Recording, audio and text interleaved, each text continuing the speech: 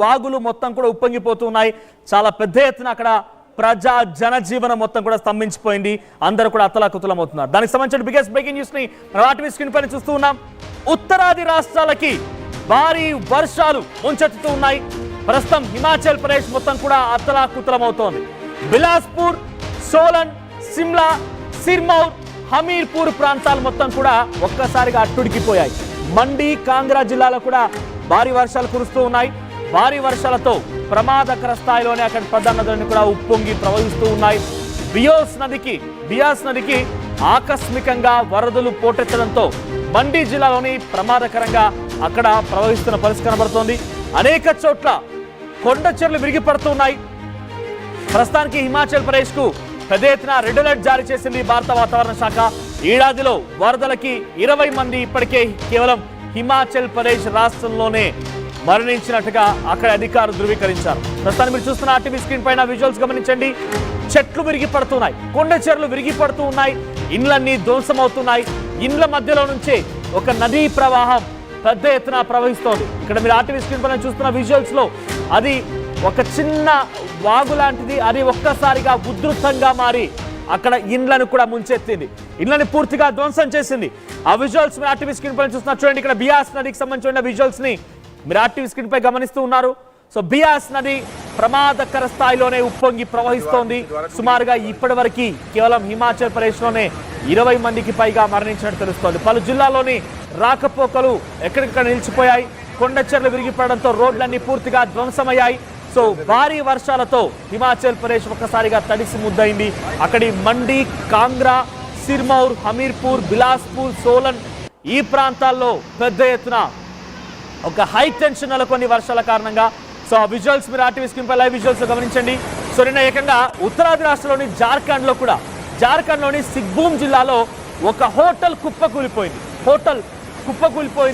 ఈ హోటల్ కుప్పకూలిపోవడంతో ఆ సమయంలో సుమారుగా ఎగ్జాక్ట్గా 30 మంది ఆ హోటల్లో సిబ్బంది ఉన్నారు.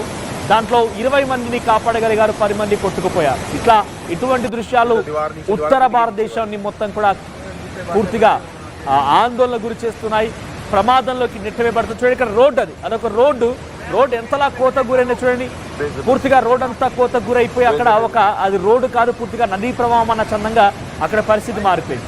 హిమాచల్ ప్రదేశ్ చాలా దారుణంగా సిచ్యువేషన్ ని ఫేస్ చేస్తోంది. ఒకప్పటి కేరళ వాయనాడ్ని సిచ్యువేషన్ ని దాదాపుగా తలపిస్తుందని చెప్పాలి. వాయనాడ్ ఏకంగా ఊర్లను ముంచెత్తింది.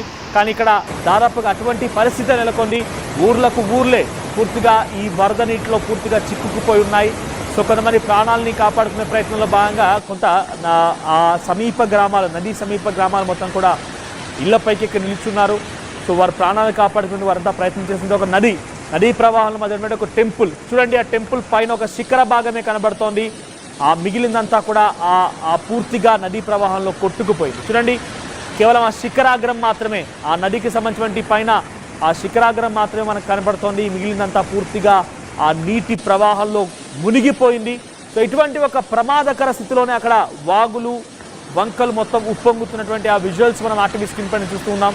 సో ఉత్తర భారతదేశం మొత్తం కూడా వర్షానికి అతలాకుతలమవుతుంది.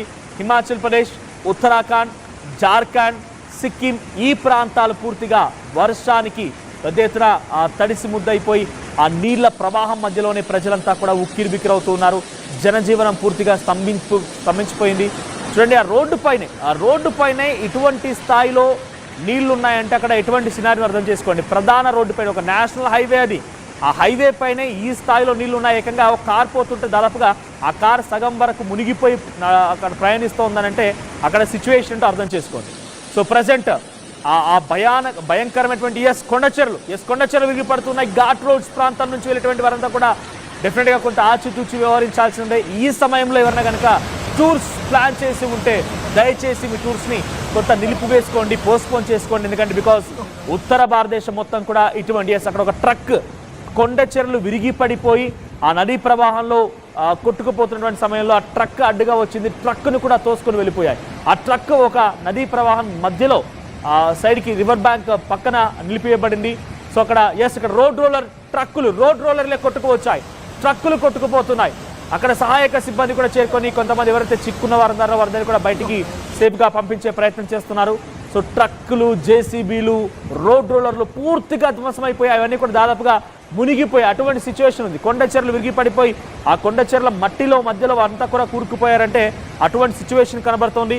సో హిమాచల్ ప్రదేశ్లో రోజు రోజుకి పరిస్థితి మరి దారుణంగా మారిపోయింది. మనం 5-6 సెంటీమీటర్ల వర్షపాతం నమోదవుతూనే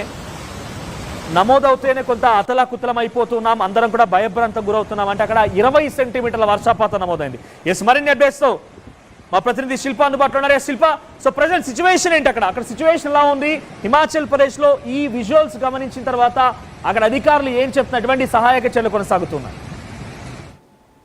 రాష్ట్రాల్లో భారీ వర్షాలు కుమ్మేస్తున్నాయి. మొత్తం జనజీవనం అస్తవ్యస్తమైంది. మొన్నటి నుంచి కూడా గడిచిన 2 రోజుల నుంచి కుండపోత వర్షం నమోదవుతుంది. ఎడతెరిపి లేకుండా భారీ వర్షాలతో ఎక్కడికక్కడ కూడా కొండ చర్యలు విరిగి పడుతున్నాయి. ప్రధానంగా ఉత్తరాఖండ్, ఉత్తరప్రదేశ్, అదేవిధంగా హిమాచల్ ప్రదేశాలలో భారీగా వర్షాలు నమోదవుతున్నాయి. ఈదురుగాలులు బలంగా వీచడంతో మొత్తం జనజీవన అస్తవ్యస్తం అవుతున్నది.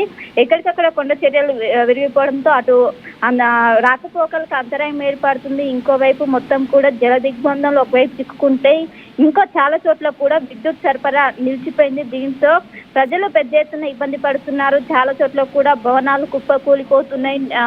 శిథిలావస్థ చెందిన భవనాలతో పాటు ప్రస్తుతం నిర్మాణంలో ఉన్నటువంటి భవనాలు కూడా కుప్పకూలడంతో పెద్ద ఎత్తున అందరూ కూడా ఇబ్బంది పడుతున్నారు. ఇప్పటికీ అక్కడ రెస్క్యూ టీమ్ నిరంతరం అక్కడ శ్రమిస్తూనే ఉన్నారు. ఎక్కడికక్కడ ఒకవైపు చాలా మంది కూడా అక్కడ మరణించారంటూ కూడా వార్తలు వస్తున్నాయి. కొండ చర్యలు వేపడం వాళ్ళ కోసం మొత్తం కూడా ఎక్కడికక్కడికి ఒకవైపు అక్కడ సిబ్బందికి సంబంధించినట్టు మొత్తం కూడా సహాయక చర్యలు కొనసాగుతున్నాయి.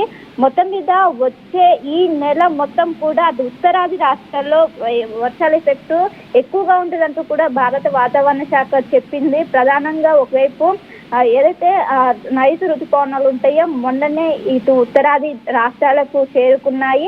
అవి విస్తరించడంతో పాటు బంగాళాఖాతంలో ఇటువంటి సినారియో కొనసాగుతున్న నేపథ్యంలో హిమాచల్ ప్రదేశ్ ప్రభుత్వం ఏ రకంగా రియాక్ట్ అవుతోంది? అక్కడ నుంచి ఎమర్జెన్సీ సిచ్యువేషన్ అంటే అక్కడ ప్రమాదస్తర స్థాయిలో నదీ ప్రవాహాలు ఉప్పొంగుతూ ఉంటే సమీప ప్రాంతాల ప్రజల్ని అక్కడి నుంచి ఎవాక్యువేట్ చేసే ప్రయత్నం చేస్తున్నారా? సేఫ్ జోన్స్ కి పంపిస్తున్నారా? రైట్, ఖచ్చితంగా ఇప్పటికే ప్రజలందరినీ కూడా సురక్షిత ప్రాంతాలకు వెళ్లాలంటూ కూడా హెచ్చరిస్తున్నారు. శిథిలావస్థ చెందిన వీళ్ళందరినీ కూడా వెకేట్ చేయాలంటూ కూడా ఇప్పటికే ప్రభుత్వం నిర్దేశించింది. ఇప్పటికే రెడ్ అలర్ట్ కొనసాగుతుంది. ఈ ఎఫెక్ట్ అన్నది ఏదైతే ఇప్పుడు కురుస్తున్నటువంటి ఎఫెక్ట్ అనేది ఎక్కువగా హిమాచల్ ప్రదేశ్ లో ఉంది. మండి, కాంగ్రా జిల్లాలో ఎక్కువగా భారీ వర్షాలు అయితే నమోదవుతున్నాయి. ఇంకోవైపు అక్కడ ఉన్నటువంటి ప్రధాన నదులు ఏవైతే ఉంటాయో భారీ వర్షాలతో ఆ ఎఫ్టీఎల్ లెవెల్ రీచ్ అయ్యి ప్రమాదకర స్థాయిలో బయటికి వచ్చే విధంగా వాటర్ మొత్తం కూడా బయటకు వచ్చే విధంగా ప్రమాదకర స్థాయిలో పొంగిపోరడంతో అక్కడ ఉన్నటువంటి చుట్టుపక్కల ఉన్నటువంటి ఊర్లు కావచ్చు, జిల్లాలు కావచ్చు, వాళ్ళందరూ కూడా ప్రస్తుతం ముప్పు ప్రాంతంలోనే ఉన్నారు. వాళ్ళని వేరే ప్రాంతాలకు కూడా ప్రస్తుతం వాళ్ళని అందరినీ కూడా మూవ్ చేస్తున్నారు.